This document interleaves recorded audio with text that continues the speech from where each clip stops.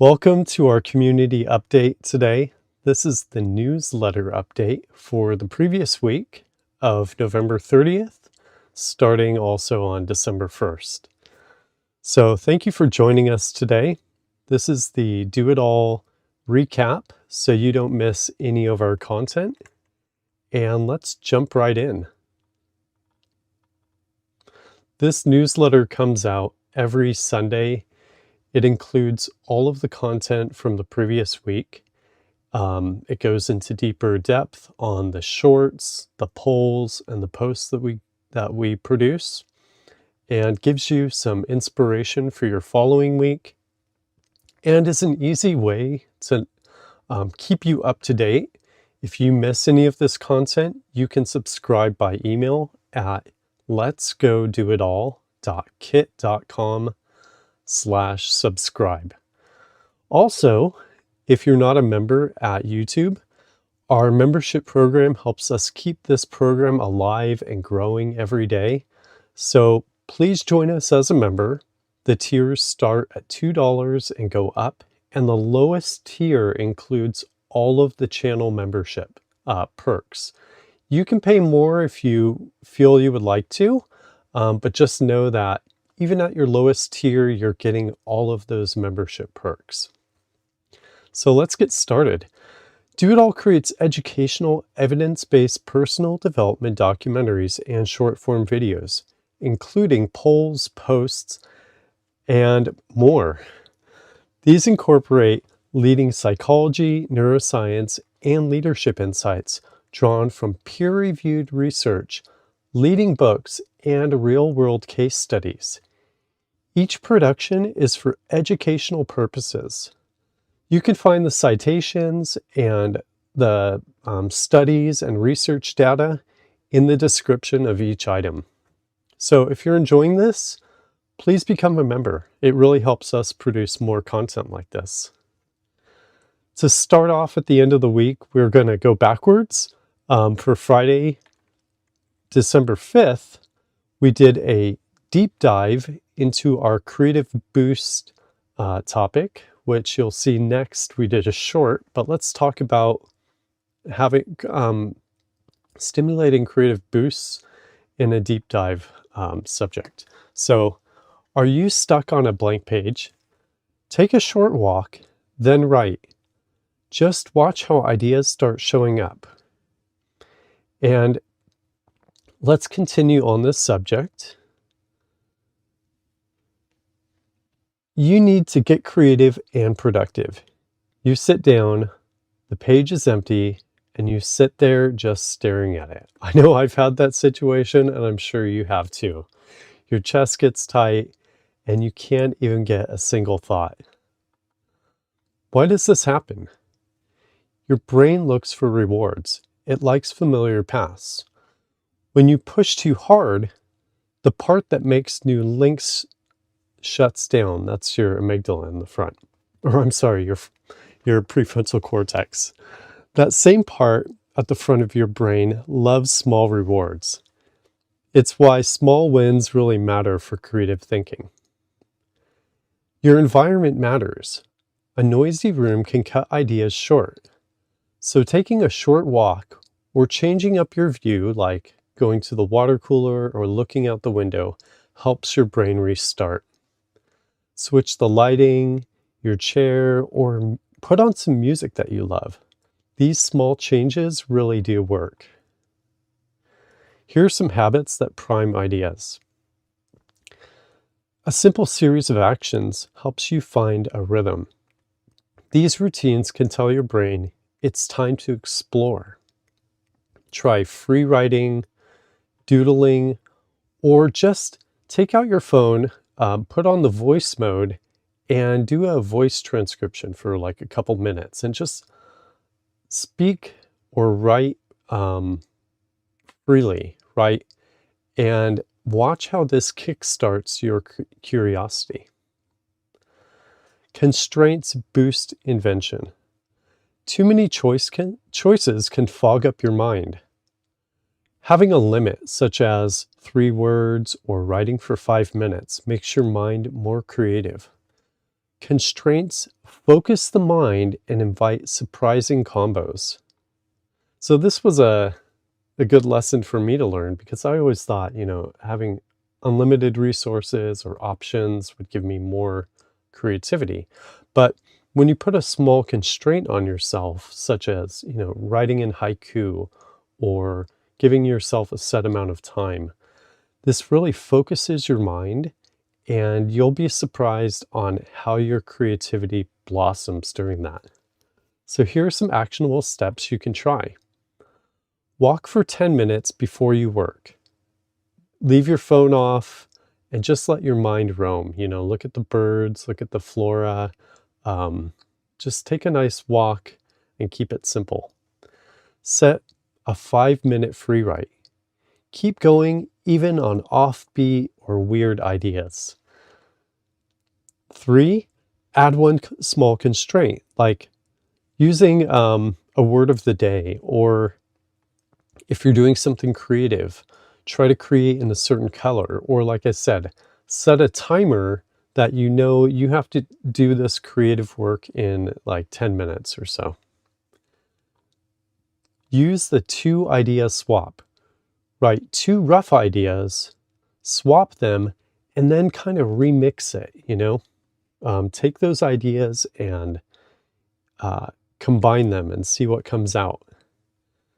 5, do a 60-second open brainstorming with a friend or just on a voice memo.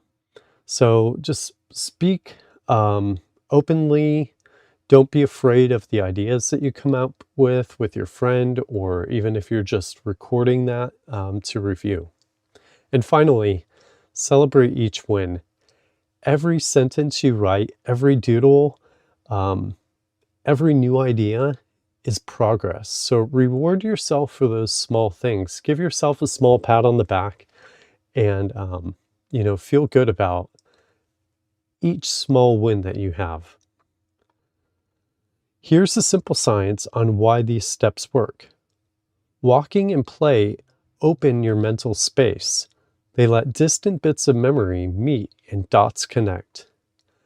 Dopamine, which is the reward spark in your brain, makes trying and exploring feel good.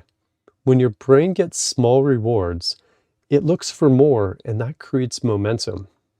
That's why it's important to do these small exercises on a regular basis. And here's some ideas you can copy. Before a meeting, take a short walk and explore outside questions, things that you might not have considered, or just offbeat things, right? This is going to give you, make you prepared for different types of questions that other people might hit you with. If you have a mental block, rewrite any ideas for 3 minutes and then circle the good ones. So just write openly, and then at the end of that timer, go through and just circle the things that you like and use those to spur the creative process. And if you need visuals, pick a color, find 3 images with that color, and then combine them. It's really a fun exercise. You can go on an image search engine and type in a general topic, and then just find things that kind of match up with the color quickly, put them together, and see where that takes you. Here's the outcome and what changes. You have more ideas, they'll come faster, and they'll feel fresher. And when you do this regularly, you'll find that these effects compound. You'll start having more ideas, you'll start being more creative right off the bat, and your ideas will feel great. So in summary, creativity is a habit you can train. Use small moves like changing your body, change your rules, and give yourself tiny rewards. Try one step today and watch your ideas grow. Then keep experimenting. Every day is a new process, and there's new things you can learn each time. So keep practicing, keep it simple, and enjoy the process. If you have some feedback on these things that you've tried, leave a comment. Leave these in the chat that I'll keep watching. and we can discuss it right now, or I'll be sure to respond later to you. And your comments also help other people grow. So leave a story, leave your experience, and that might help someone else's creative process. Some great books that I recommend on this subject are The Creative Act by Rick Rubin and The Extended Mind by Annie Murphy Paul. These are both great books on creativity, and you can find a link to these in the description here. These are my affiliate links to Amazon, but it doesn't change the price at all. Instead of Amazon getting that 1% cut, that comes to me and helps me with this project and sustaining this. So thank you if you use these book links. If you'd like further reading into the studies and some of the data that drove this deep dive, you can find these under these links. The first one is Give Your Ideas Some Legs, the positive effect of walking on creative thinking. And that's a study at PubMed. Also, Dopamine and the Biology of Creativity, Lessons from Parkinson's Disease. And this one is a research study from Frontier. So check those out. On all of these posts, you'll find the social media posts where these individual topics are posted across social platforms. So for this one, you can find it on YouTube, on X, our Discord chat server, LinkedIn, and Ko-Fi. And then moving on, here is the short video produced on this boost creativity topic. The title is Science Shows How to Boost Creativity. And you can watch that short by clicking any of these links, going to this newsletter linked below, and you can watch that short. If you enjoy it, like it, share it with a friend, and subscribe to the channel. Let's talk about it.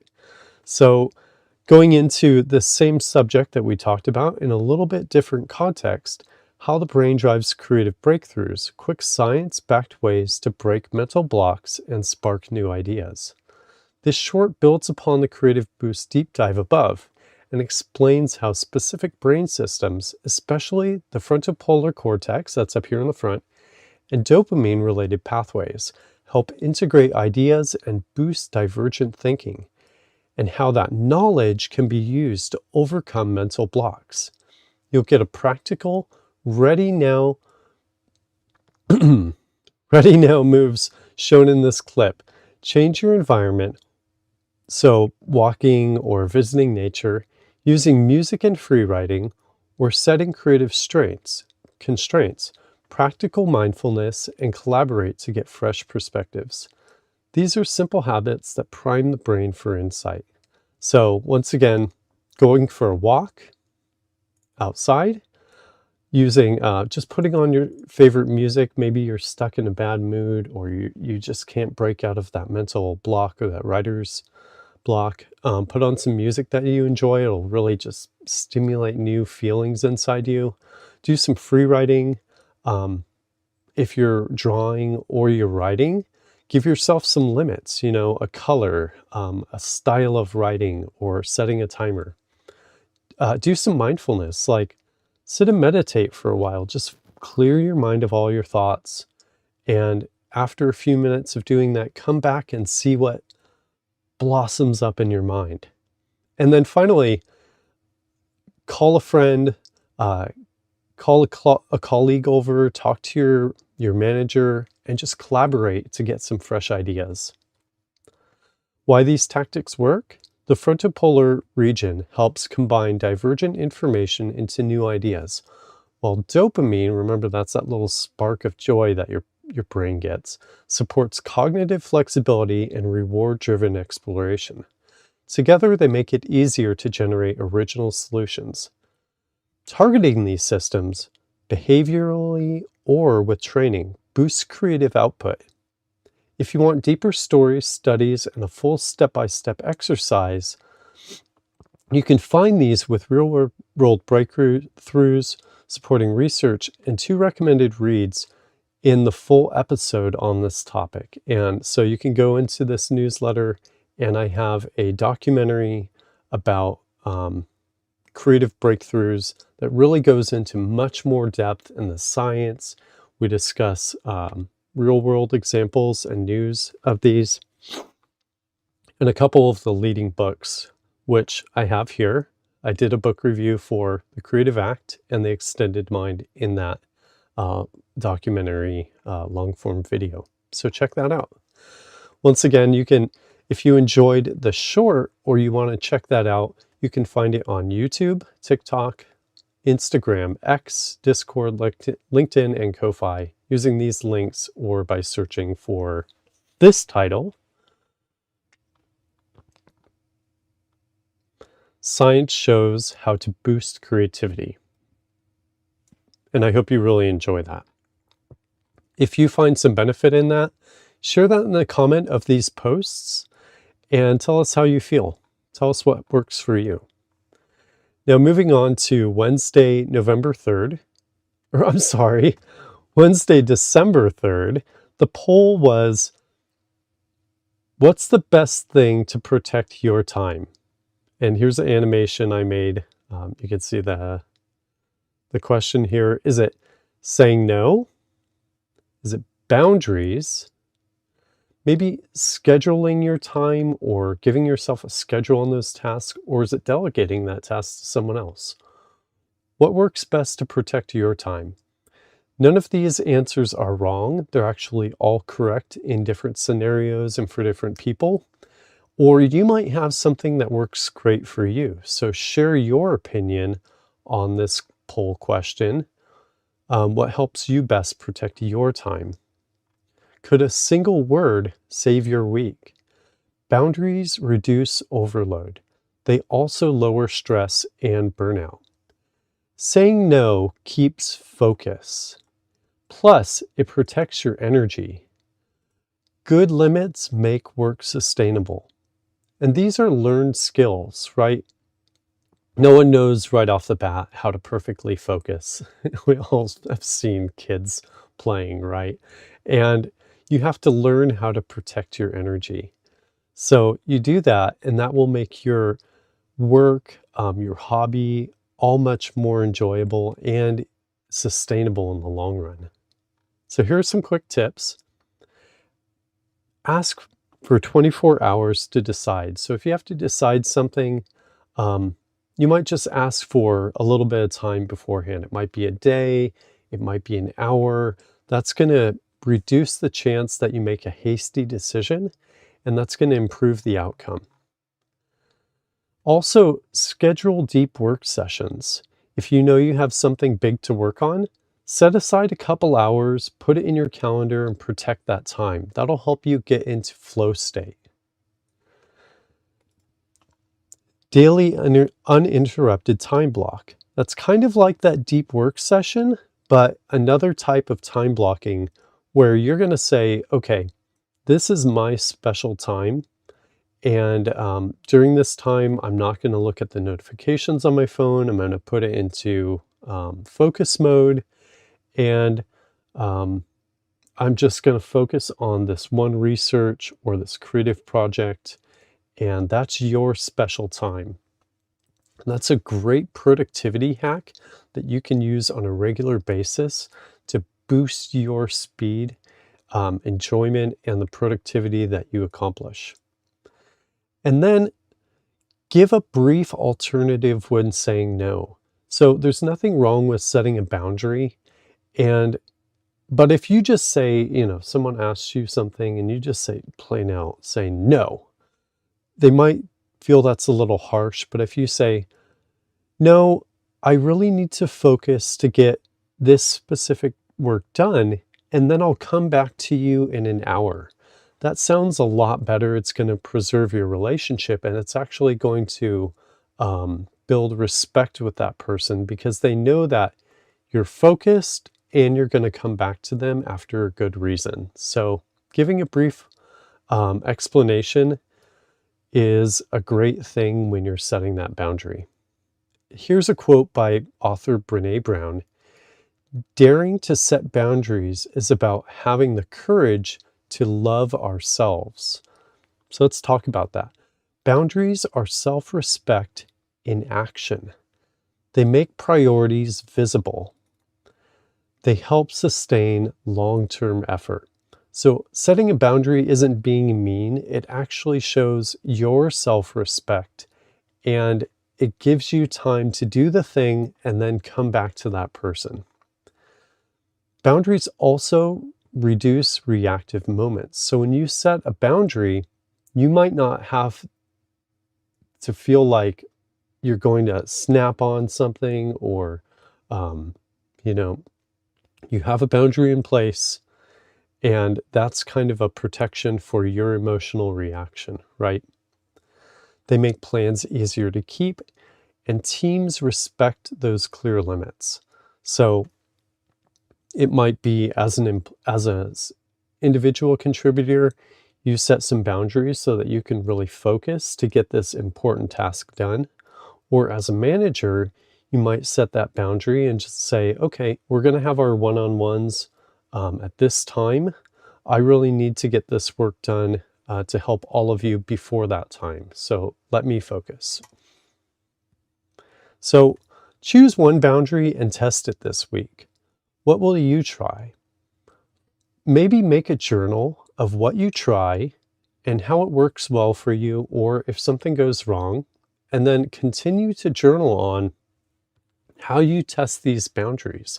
And as you review those journal entries, you'll really start to learn from that data. In each of these topics, as you can tell, I always back this with real-world data. So here's some stats.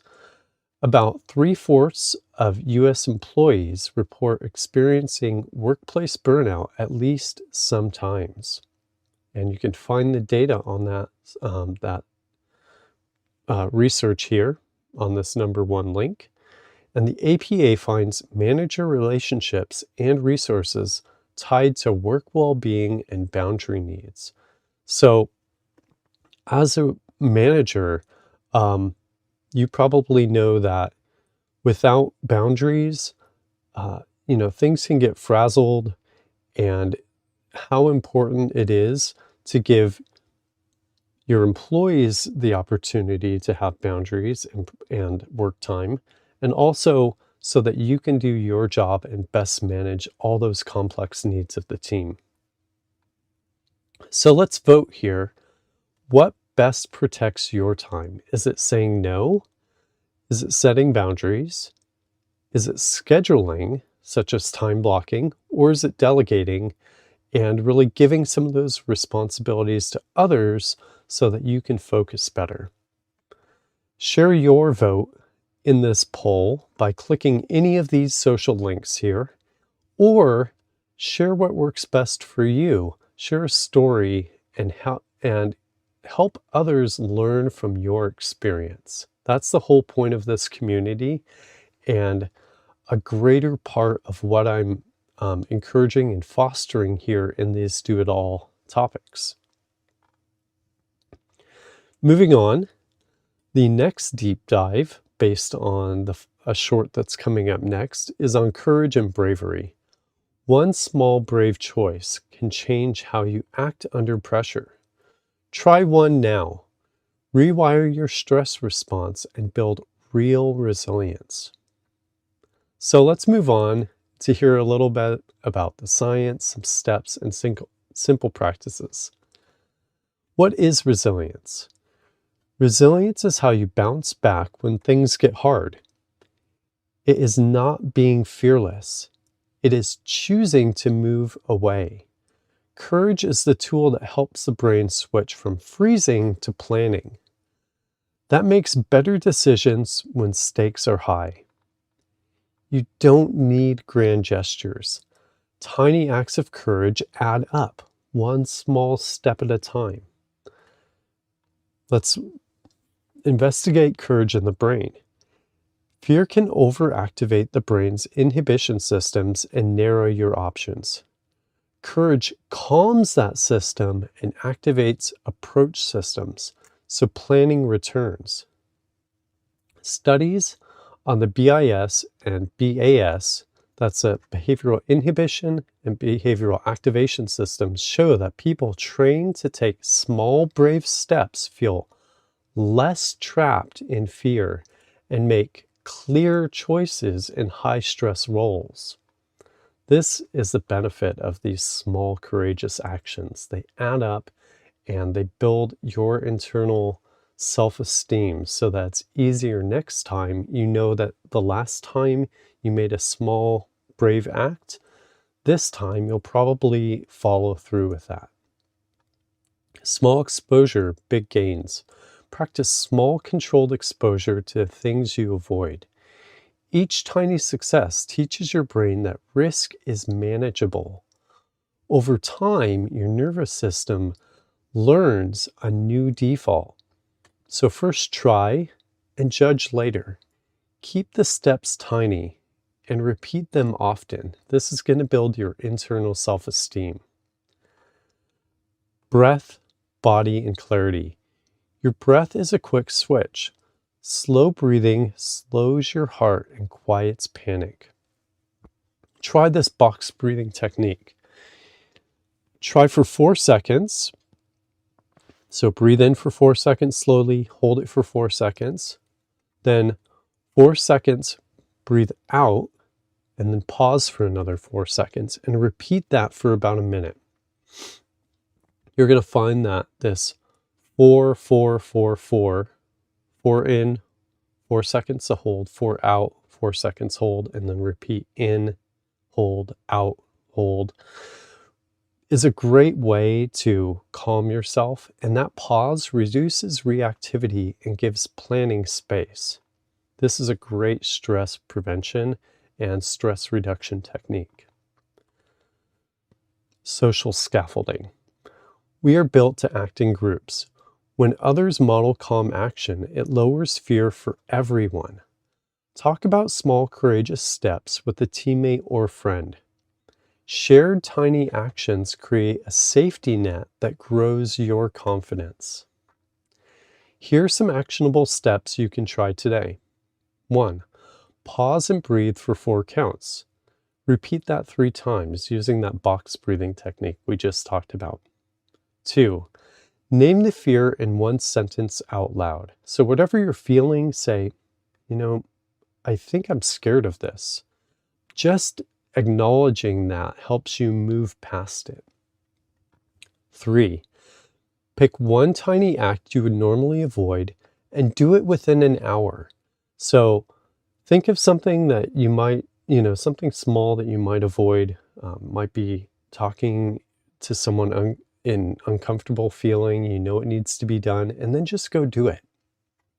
It doesn't have to be some big overblown thing. It just can be simple. But when you do that often, you're going to build up your confidence.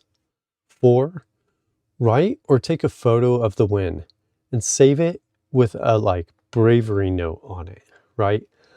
This is kind of like a journaling, whether you write it down in your journal, your phone's notes app, or you just take a picture of that thing that you accomplished. That's really going to boost your confidence. 5, tell 1 person about that small win. You might show them, look, 3 days in a row I did this small thing, or here's the photo of it. 6, repeat the step the next day and log the progress. And 7, after a week, review wins and plan the next small challenge. This is going to build a winning mindset for you. So why does this work? Small repeated acts change neural pathways. This is about brain plasticity, if you haven't figured it out. The brain learns through practice. Tiny wins build trust in your own decisions. Courage becomes a habit, not a heroic exception. This improves judgment, reduces panic, and increases follow-through.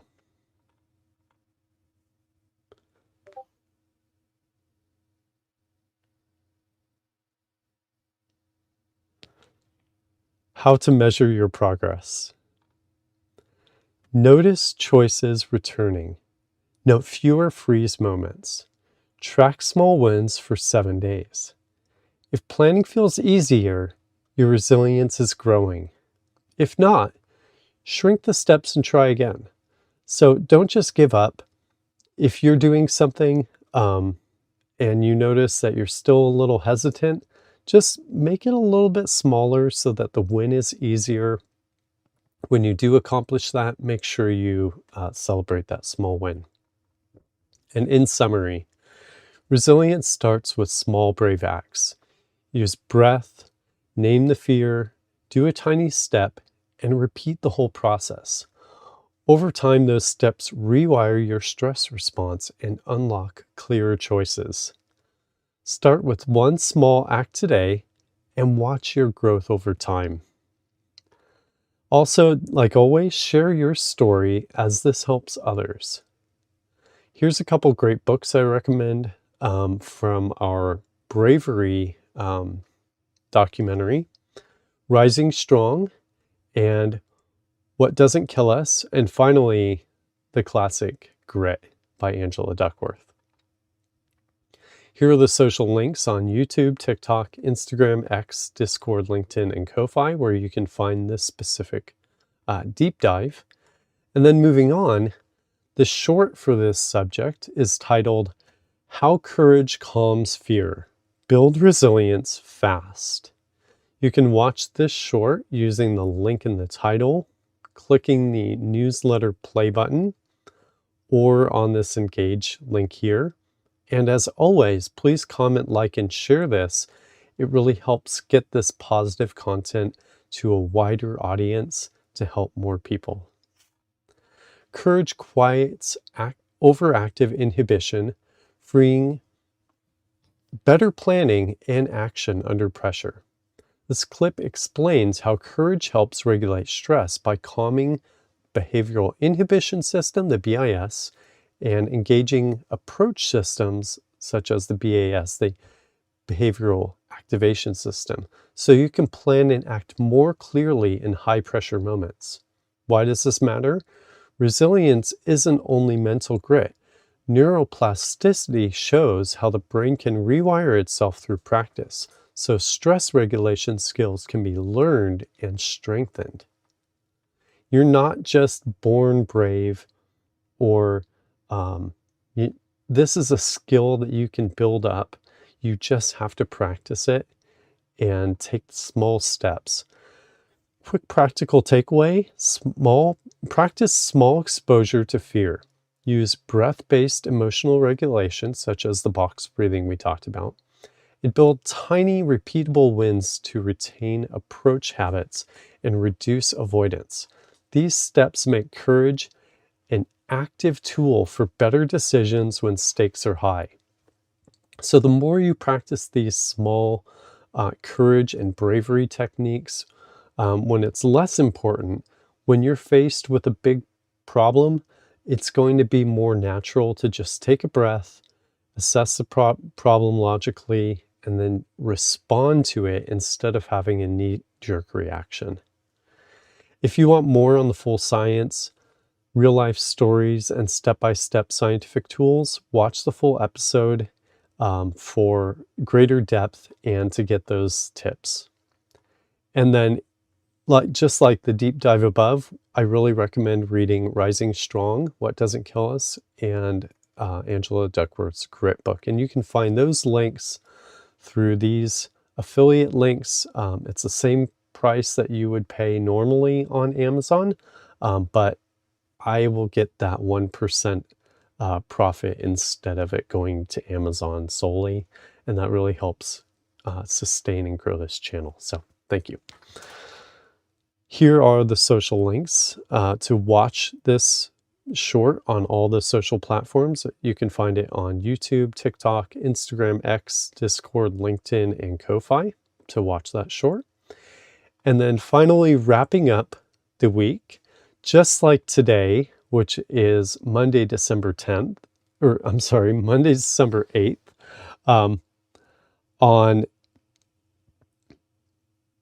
well, that's not right. I forgot to change that date. On last Monday, December 1st, I did a recap of the previous week. So for the week of November 23rd, you can find last week, or the previous week's, I should say, newsletter recap here.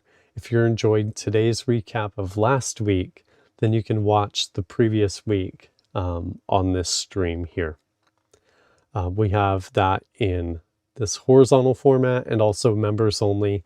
So if you're curious about our members only content, being part of our YouTube members program, you get exclusive perks such as individual videos, members only content, where I go into greater depth and provide a little bit more personal information and an opportunity for you to join in, ask more questions, and get personal responses in that community. And that really helps sustain and build up this channel to reach more people around the world. So thank you very much if you're a member. If you're not, please join one of our membership tiers. They all get the channel perks, no matter what level you join at. And then moving on, to also support this channel, we have quality merch. It's branded merch, and it's all on a secure site. So you can find apparel such as shirts, sweaters, hoodies, mugs, phone covers, journaling books, flip-flops and bags and backpacks, all sorts of fun things.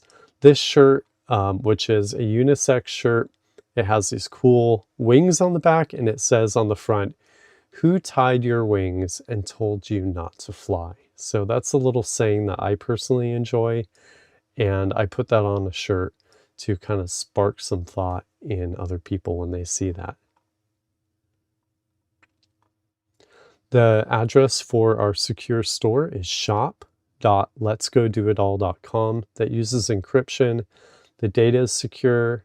We don't sell your information, and all the materials are made when you order and shipped directly to you. Here's a cool bag. This is a kind of a shoulder bag. You could put your phone, your camera equipment in there. Just a nice bag, crossbody bag. And I want to thank you for joining in this live stream today. I'm going to check our chat and comments section.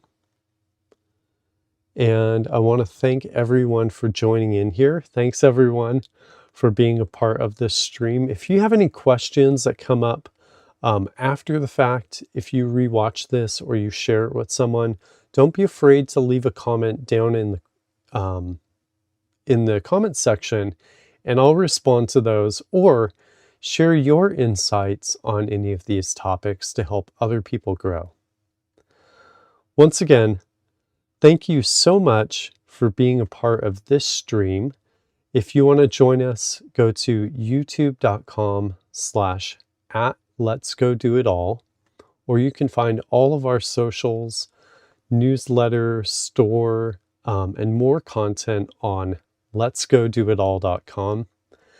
Thank you very much. I hope you enjoy this beautiful week of December the 8th, and have a very happy and productive week. Let's go do it all. See you next time.